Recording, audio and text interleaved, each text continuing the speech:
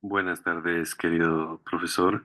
Mi nombre es Carlos Chacón y le doy la bienvenida a este video donde exploraremos la fascinante historia de la formación del canon de las escrituras, abarcando tanto el Antiguo como el Nuevo Testamento.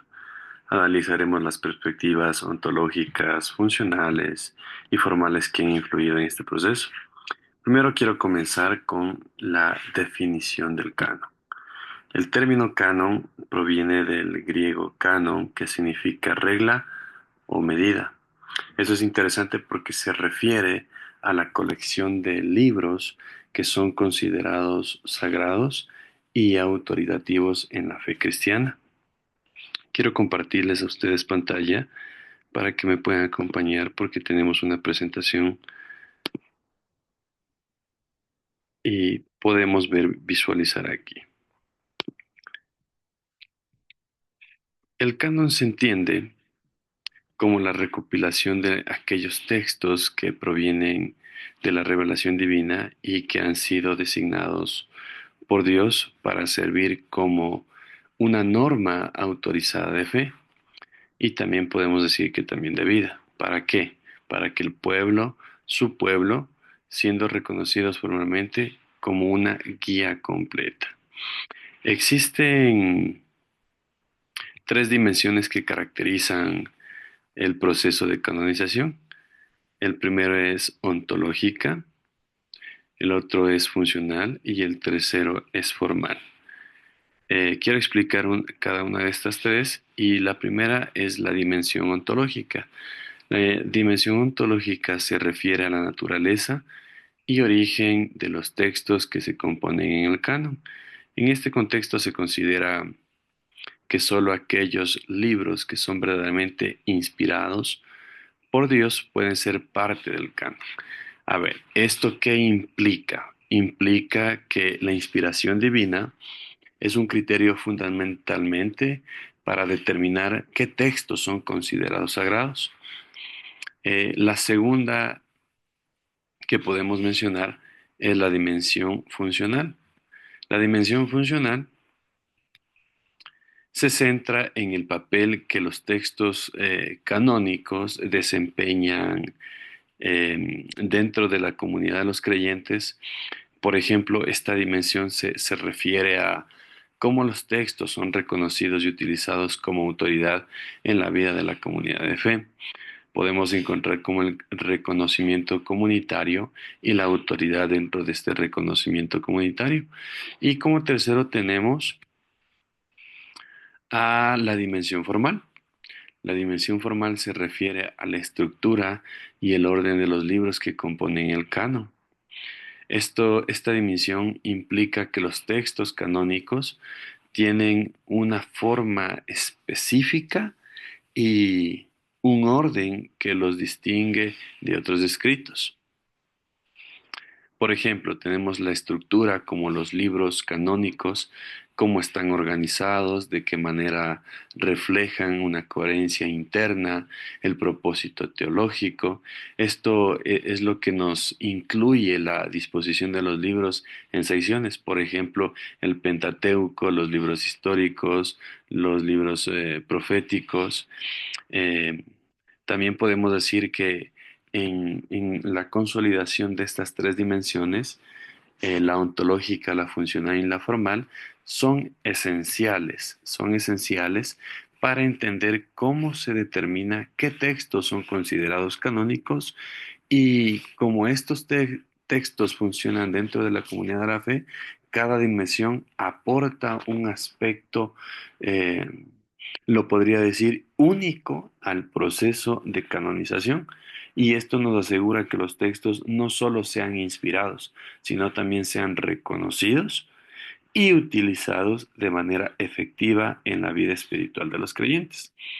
Aquí quiero detallar y también algo fundamental destacar, que fue Dios quien fundó el canon. No fue la iglesia ni los concilios, fue directamente Dios. Además, los textos que no forman parte del canon no lo son porque carezcan de inspiración. Aquí podemos también decir que en el Antiguo y Nuevo Testamento constituyen una unidad canónica. A ver, adentrándonos un poquito más, aunque históricamente el Antiguo Testamento alcanzó una cierta finalización, podemos decir, antes del surgimiento del Nuevo Testamento, esta distinción histórica permite que el Antiguo Testamento se reconozca en el Nuevo como un testimonio coherente de la expectativa mesiánica. El Antiguo Testamento anticipa la llegada de Cristo. ¿A través de qué? A través de profecías y promesas, mientras que el Nuevo Testamento revela el cumplimiento de estas en la persona de nuestro Señor llamado Jesucristo. ¿De qué forma? Mostrando a la continuidad del plan redentor de Dios. En fin, estos dos testamentos se entrelazan en un único relato de redención, orquestado o unido o en un mismo son, en un mismo lineamiento por un solo Dios. El Antiguo Testamento, en la formación canónica del Antiguo Testamento, la perspectiva ontológica dice que los libros del Antiguo Testamento son considerados inspirados por Dios. La autoridad de los profetas como Moisés fue fundamental para la aceptación de los textos. En el Antiguo Testamento, la perspectiva funcional, los textos fueron utilizados en la liturgia y la enseñanza del pueblo de Israel. Esta recopilación de escritos se realizó a lo largo de siglos con un reconocimiento gradual de su autoridad. En el Antiguo Testamento también hay una perspectiva formal que el canon se estableció formalmente en el siglo V antes de Cristo. Esto, aunque la aceptación de algunos libros tomó más tiempo, la Septuaginta es una tradición al griego que influyó en la aceptación de ciertos textos entre los judíos y los helenistas. Por otra parte, el término que nosotros también podemos utilizar, Pentateuco, se refiere a los primeros 5 libros de la Biblia. Por ejemplo, conocidos como la Torá o la ley en el canon el canon judío. Este término que significa 5 volúmenes. Pentateuco, 5 volúmenes, que probablemente fue acuñado por Orígenes. Los libros son Génesis, Éxodo, Levítico, Números y Deuteronomio. Ahora, la tradición judía, así como Cristo y los apóstoles, sostienen que Moisés fue el autor principal del Pentateuco. Muy importante considerar porque conocen adiciones posteriores. Al considerar a Moisés como el autor, es importante entender el proceso de escritura de estos textos. Esto incluye 5 aspectos claves. Por ejemplo, la parte escrita, la parte escrita por Dios, las instrucciones a Moisés, la revelación y la comunicación, la traducción oral y adiciones posteriores. Hay libros también que podemos detallar como los profetas. Son los libros que incluyen a Josué, Jueces, Ruth, Samuel,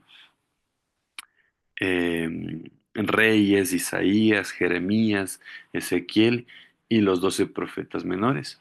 Estos presentan unas diversas autorías y procesos de redacción. Por ejemplo, a Josué se le atribuye la autoría de su libro, mientras que Jueces podría haber sido escrito por un único autor o un compilador.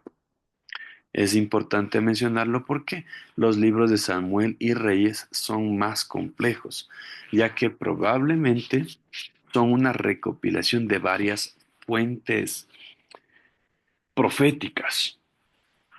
Por ejemplo, los 12 profetas menores, aunque llevan el nombre de profetas individuales, fueron compilados en una sola obra. Ahora, ¿qué podemos decir nosotros acerca? Ya hemos hablado del Antiguo Testamento, pero ¿qué podemos decir acerca del Nuevo Testamento? El Nuevo Testamento es la formación como el canon del Nuevo Testamento.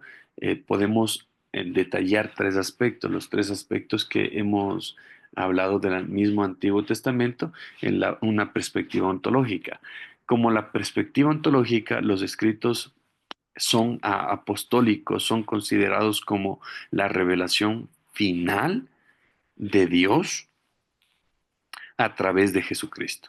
Es importante detallar esto porque aquí se muestra la autoridad de los apóstoles que fue muy crucial para la inclusión de textos en el canon.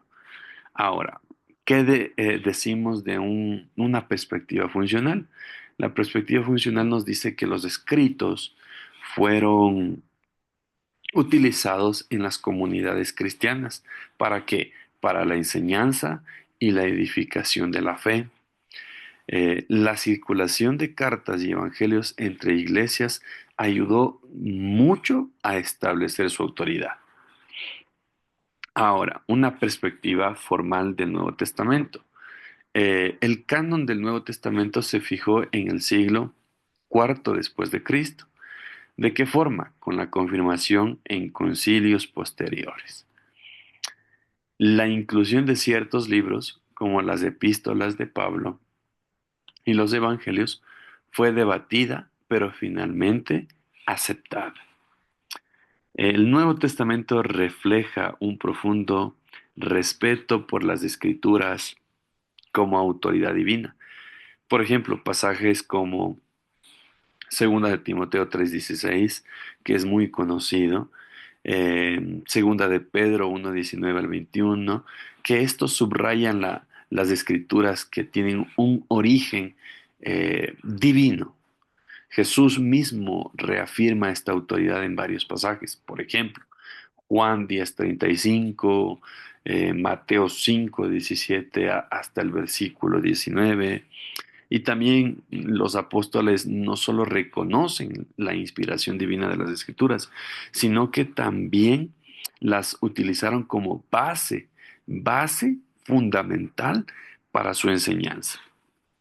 Jesús es presentado como el cumplimiento de las profecías y aunque no dejó escritos, eligió a los apóstoles. Esto es muy importante detallar como el resto. Jesús presentó en el cumplimiento de las profecías, eligió a los apóstoles para que transmitieran su mensaje. El Espíritu Santo fue prometido para guiarlos y recordarles la verdad del Evangelio.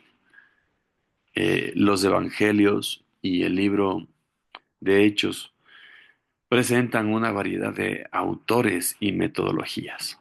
Por ejemplo, la tradición sugiere que Marcos escribió su evangelio basado en el testimonio de Pedro, mientras que Mateo utilizó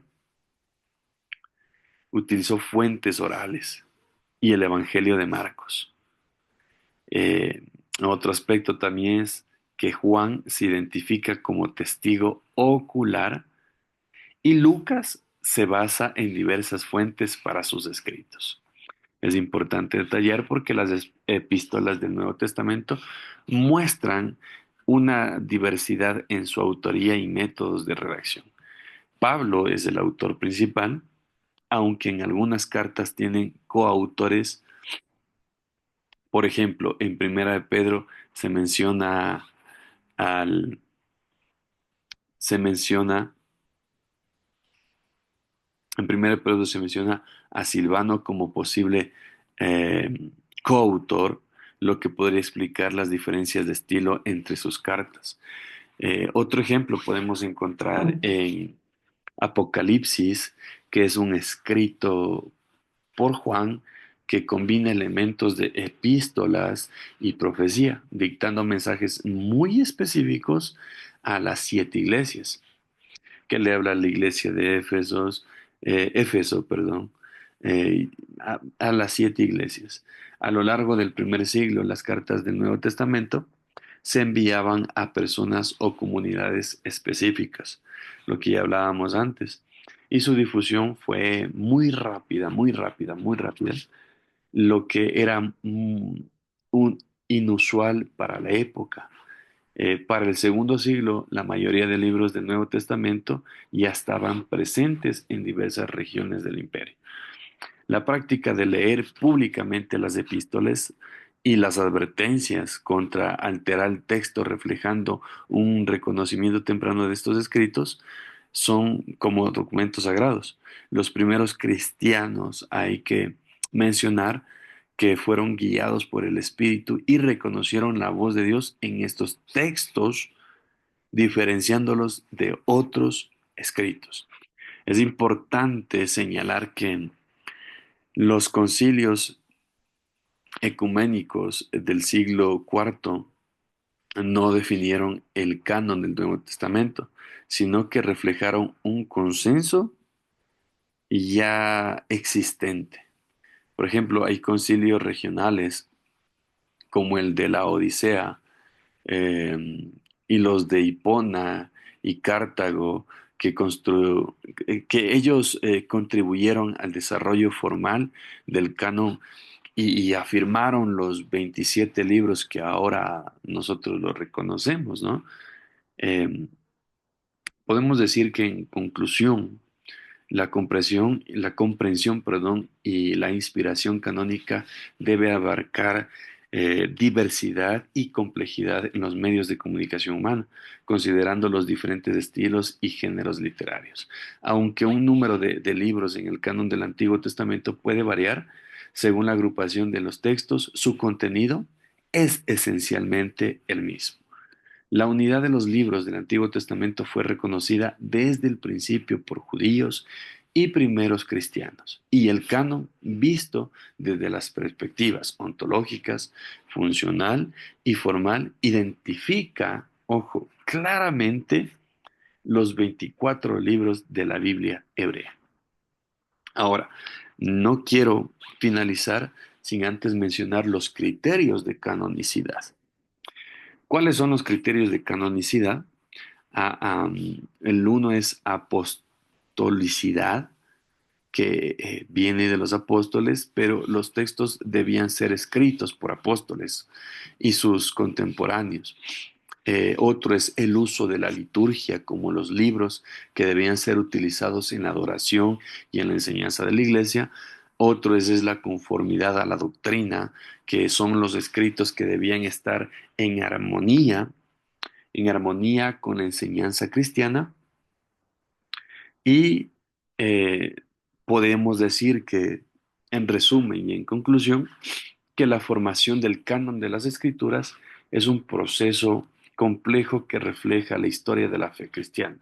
Comprender este proceso nos ayuda a apreciar la riqueza y la profundidad de las escrituras que hoy consideramos sagradas. Bueno, con esto dejo de compartir y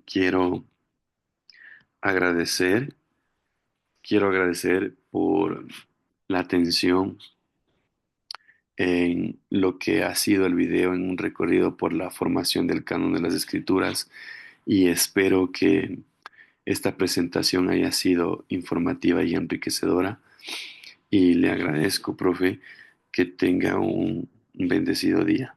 Bendiciones. Con esto finalizo. Gracias.